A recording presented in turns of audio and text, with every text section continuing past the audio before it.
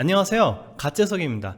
자, 오늘부터는 제가 강좌 진행을 PPT로 진행을 할 거예요. 제가 그동안 막 자료로 가득 채우려고 열심히 노력을 했는데 이렇게 하니까 강좌를 끝낼 수가 없어.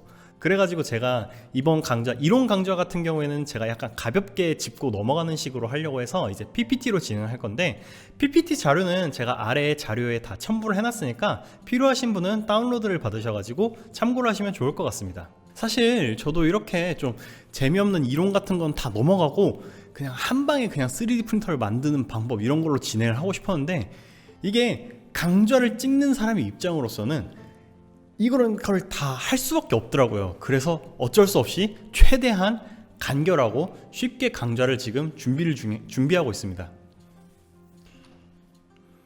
그런데도 아직도 굉장히 힘드네요. 이게 어려운 원리를 되게 가볍게 설명하려다 보니까 훨씬 더 어려운 것 같아요. 차라리 앙페르의 법칙, 막 이거 전하량을 해가지고 공식 이렇게 딱 써가면서 이런 원리입니다, 이게 훨씬 더 편하지, 앙페르의 법칙을 어떻게 하면은 편하게 이해를 할 수 있을까, 이렇게 하는 게 더 힘든 거예요.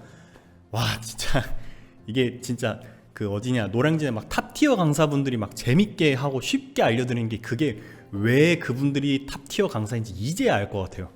이게 진짜 저는 태생이 막 이제 연구만 하고 좀 그런 사람이라서 쉽게 설명하는 게 너무 힘든 거예요. 그래가지고 제가 지금 영상을, 저번 강좌를 찍은 지 일주일이 지났는데도 아직도 영상을 못 올렸었는데, 이렇게 좀 쉽게 찍으려 하다 보니까 영상이 좀 오래 걸렸거든요. 자, 앞으로는 근데 최대한 빠르게 이 이론은 가볍게 짚고 넘어가는 식으로 이제 진행을 하겠습니다. 자, 3D 프린터를 다루는데 모터가 왜 나올까요? 그것은 바로 3D 프린터가 모터로 인해서 움직이기 때문입니다. 사실 모터의 원리 같은 경우에는 그렇게 깊이 들으실 필요는 없고요. 그냥 간단하게 모터가 이런 원리로 돌아가는구나 하는 정도만 아셔도 모터를 다루시는 데는 지장이 없습니다. 그러니까 어렵게 생각하지 마시고 그냥 가볍게 들어주시면 좋을 것 같아요.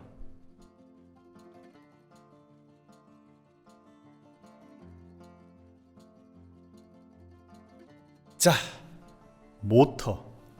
모터로 하면은 대부분 어떤 걸 상상을 하시냐면은 단순하게 회전하는 모터를 상상하시는 분들이 많아요. 하지만 이것은 어디까지나 전기 모터를 말하는 것이고요. 사실 모터의 범위는 굉장히 넓습니다. 대표적으로 저희 몸에도 모터를 하나 가지고 있는데요. 어디에 있을까요? 그렇습니다. 바로 심장이 저희 몸의 모터가 될 수가 있습니다. 왜냐면은 모터의 정의를 좀 더 구체적으로 말씀을 드리면은, 모터란 에너지를 소비해서 일을 하는 것을 바로 모터라고 합니다.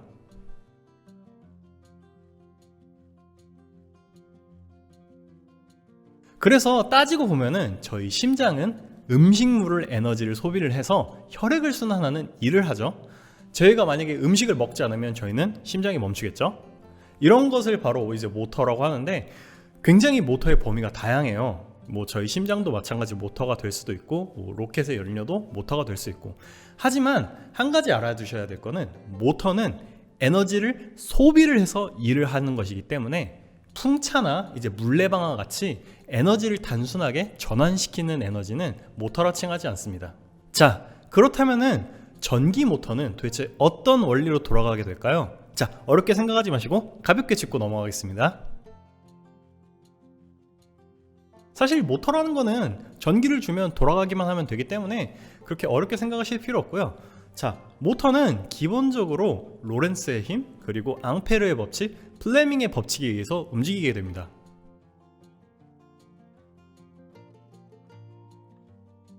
많이 들어보셨죠? 자, 앙페르의 법칙, 간단하게 전기가 통하는 선에 전기를 주면은 이 전선이 자석이 되는 원리입니다.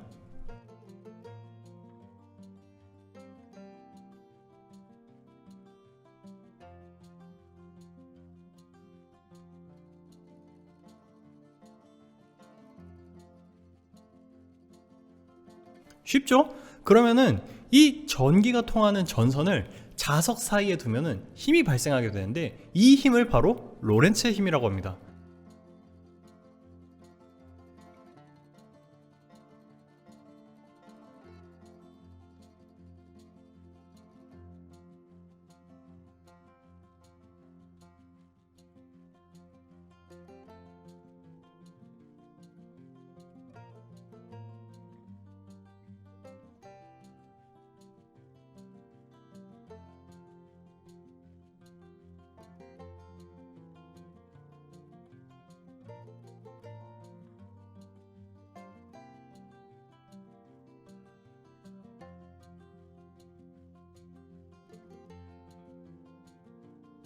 그냥 단순하게 생각을 해서 자석은 이제 서로 밀고 당기는 성질을 가지고 있기 때문에 전기를 통하면은 전선이 자석이 된다. 근데 이 전기를 통하는 자석이 된 전선을 자석 사이에 넣으면은 당연히 자석끼리끼리니까 움직이는 힘이 받겠죠.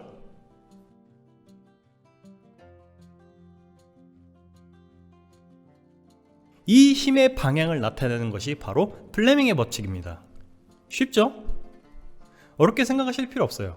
그냥 간단하게 전선에 전기를 통하면은 얘 전선이 자석이 되고, 이 자석이 된 전선을 자석 사이에 놓으면 당연히 힘이 발생을 하겠죠. 그래서 움직이게 되는 것을 이제 전기 모터라고 하는데요.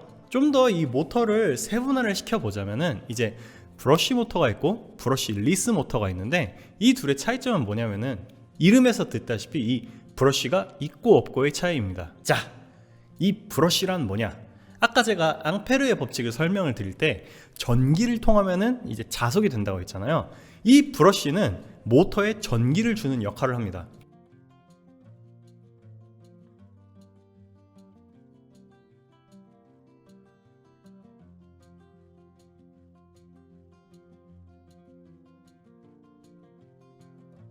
근데 왜 이 브러쉬가 있느냐? 자, 간단하게 생각을 해보면은 모터는 계속 돌아가잖아요. 근데 이 돌아가는 곳에 전선을 연결하면 어떻게 될까요? 당연히 계속 회전을 하기 때문에 이 전선이 꼬여버리게 되겠죠? 그래서 곰곰이 궁리한 끝에 회전하는 회전축에 이 전선 역할을 하는 브러쉬를 달아서 축과 마찰을 해서 전기를 통하는 방식으로 하는 게 브러쉬 모터입니다. 당연히 계속해서 마찰을 하기 때문에 열도 발생하고 그만큼 효율이 안 좋겠죠?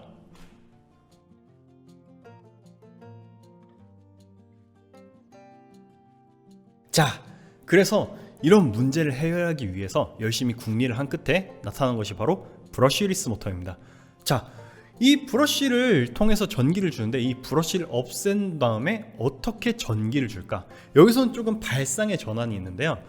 아주 간단하게 전기를 한꺼번에 통하는 게 아니라 순차적으로 돌아가면서 전기를 줘서 마치 자석이 회전하는 것처럼 만들어 회전축에 있는 자석이 이 전기 신호를 받은 전선을 계속 따라가게끔 만들어 회전하는 것이 바로 브러쉬리스 모터입니다. 마치 따라잡을 수 없는 당근을 매단 말과 같은 형상이죠. 조금 설명이 어려웠나요?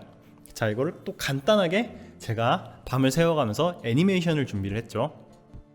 자석은 서로 다른 것끼리 끌어당기는 성질을 가지고 있습니다. 결국에는 이 자석을 회전을 시키면은 회전축에 있는 자석이 따라 회전을 하겠죠.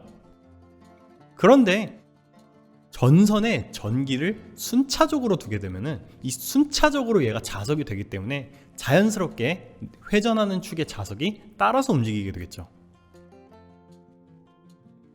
간단하죠?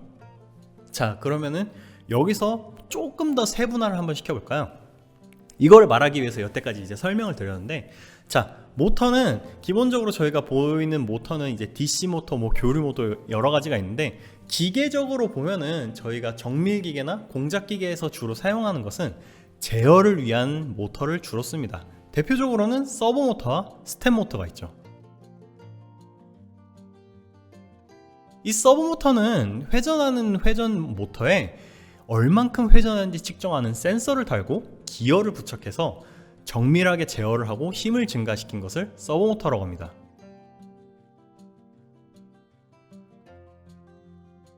그리고 스텝 모터. 스텝 모터도 아까 제가 말씀드린 브러쉬리스 모터와 원리가 굉장히 비슷한데요. 이 브러쉬리스 모터와 똑같이 내부에 회전하는 축의 자석과 내부의 전선을 잘게 나누어서 전기를 순차적으로 줍니다. 브러쉬리스 모터와 똑같은 원리죠.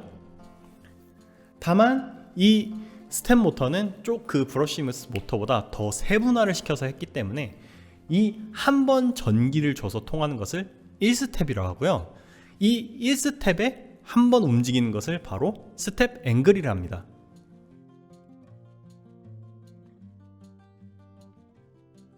좀 더 간단하게 설명드리자면은 스텝 모터란 한 번 전기를 주면은 한 번 전기를 줄 때 일정한 각도만큼 움직이는 것을 바로 스텝 모터라고 합니다. 쉽죠?